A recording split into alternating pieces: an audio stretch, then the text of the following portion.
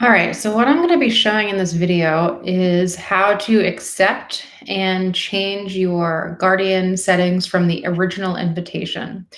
So once you've requested Guardian access from either one of your child's teachers or from me, you'll get an email asking if you would like to be the Guardian. You'll only get one email, and this will be the access for all of your child's classes.